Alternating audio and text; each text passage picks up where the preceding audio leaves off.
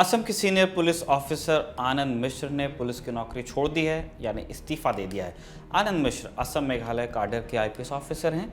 वो मणिपुर में कई महीने से जारी जातीय हिंसा के दौरान बनाई गई एसआईटी का भी हिस्सा थे। आनंद मिश्रा सोशल मीडिया पर काफ़ी चर्चित हैं।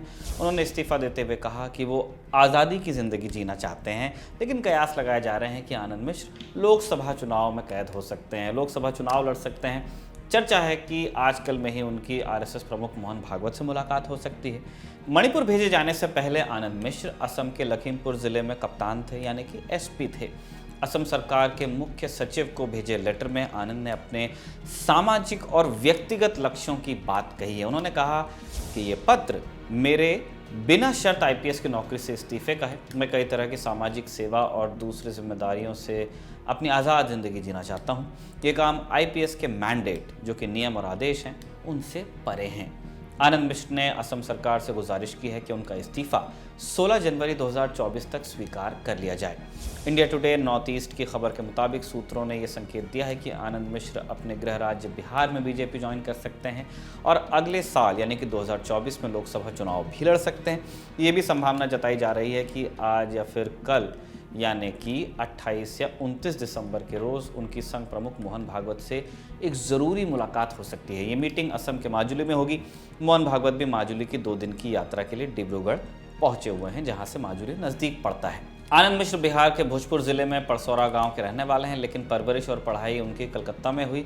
उनके पिता कलकत्ता में हिंदुस्तान मोटर्स में इंजीनियर थे। ये तब की बात है जब कोलकाता को कलकत्ता ही कहा जाता था। मिश्र की पैदाइश साल 1989 की है। एक इंटरव्यू में वो बताते हैं कि उन्होंने बहुत कम उम्र में तय कर लिया था कि पुलिस सर्विसेज में ही जाना है। कोलकाता के जेवियर्स कॉलेज से ग्रेजुएशन के बाद उन्होंने सिविल सर्विसेज की तैयारी की और साल 2011 में असम मेघालय काडर के आईपीएस बन गए। असम के नगांव जिले में तैनाती के दौरान ड्रग माफिया पर सख्त कार्रवाई को लेकर उनकी खूब चर्चा हुई। गिटार, म्यूजिक और एडवेंचर स्पोर्ट्स का शौक रखने वाले आनंद मिश्र को राष्ट्रपति से पराक्रम पदक और कई विशिष्ट सेवा मेडल मिल चुके हैं। आनंद मिश्र ने जब नगांव छोड़ा तो स्थानीय लोग रो रहे थे। वो लोग आनंद के तबादले से निराश थे। एक इंटरव्यू में आनंद बताते हैं कि इस इलाके में साक्षरता की कमी है, अपराध का पुराना इतिहास है, इसलिए हमें पता था कि यहाँ जो भी कार्रवाई करनी है लगातार करनी होगी। हमने कुछ भी किसी को बताने के लिए नहीं किया, वो किया जो ज़रूरी था। हमारा मानना था कि जो आम लोग हमें उम्मीद की नज़र से देखते हैं कि कुछ अच्छा होगा, उन्हें निराश नहीं करना। हमारी पूरी टीम ने जो काम शुरू किया उसे एक मिशन की तरह एक अंजाम तक पहुंचाया।